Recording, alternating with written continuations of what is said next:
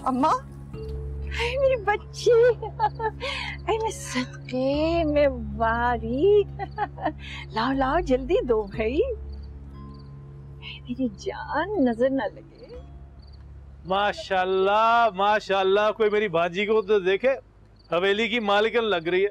ए बस बस, अब भांजी को नजर ना लगा देना कहीं। अम्मा तुम इस तरह बगैर इत्तला के आ गई, बताए बगैर? इसका क्या मतलब हुआ? अपनी बेटी से मिलने के लिए क्या हमें इजाजत लेने की जरूरत है? हमने तो यावर को कभी अपने घर आने से नहीं रोका, फिर उनके घर आने के लिए भला हमें क्या इजाजत की जरूरत? जिन घरों में दरवाजे नहीं होते वहां जाने के लिए इजाजत की जरूरत नहीं होती। और जिस हवेली में तुम लोग खड़े हो उसकी दीवारें भी तुम्हारी औकात से कहीं ऊंची हैं। यहाँ आने से पहले तुम्हें सोचना चाहिए ना। यहाँ आने से पहले मुझे इसका अंदाजा नहीं था, लेकिन आपसे मुलाकात के बाद ये ख्याल आया कि वाकई सोचना चाहिए था। औकात का अंदाजा सिर्फ दीवारों से नहीं होता नफीसा बेगम, इंसान के लफ्जों से भी हो जाता है। इंसान के अंदाजे उसकी सोच से वाबस्ता होते हैं, और जिसकी सोच ही घटिया हो उससे अच्छे की तवक्को करना बेवकूफी है। और मुझे अफसोस है कि यावर बेवकूफ है। वाह, कैसा बेवकूफ है। बाजार की सबसे उम्दा चीज चुन लाया वो।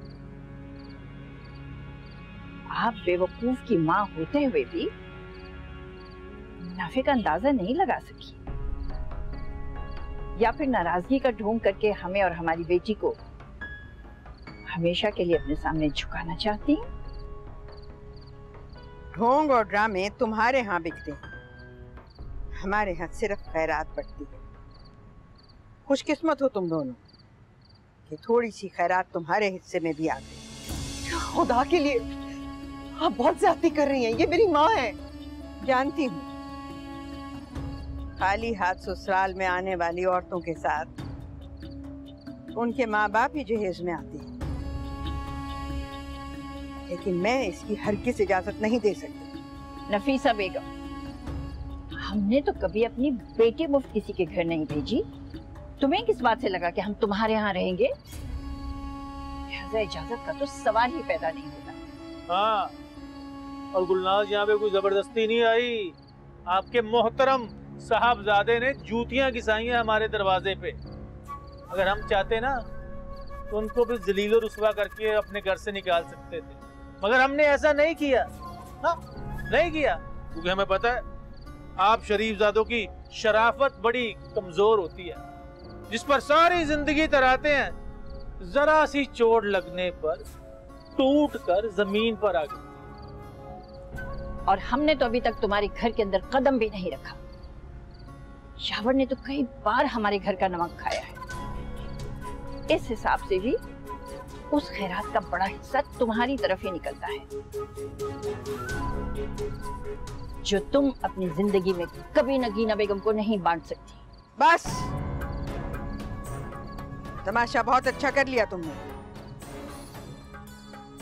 अब जो मुआवजा बनता है अपनी बेटी से लो और यहाँ से चलते बनो, वरना मेरे मुलाजमों में किसी की इज्जत इतनी कमजोर नहीं जितना तुम लोग समझते हो।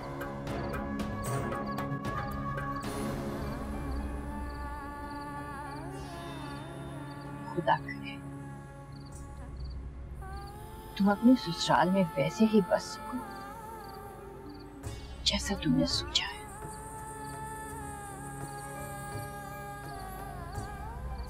ये सामान यहीं रहेगा, हमारे साथ वापस नहीं जाएगा। इसको अब शराफत की हवा लग चुकी है। इसकी हमारे लिए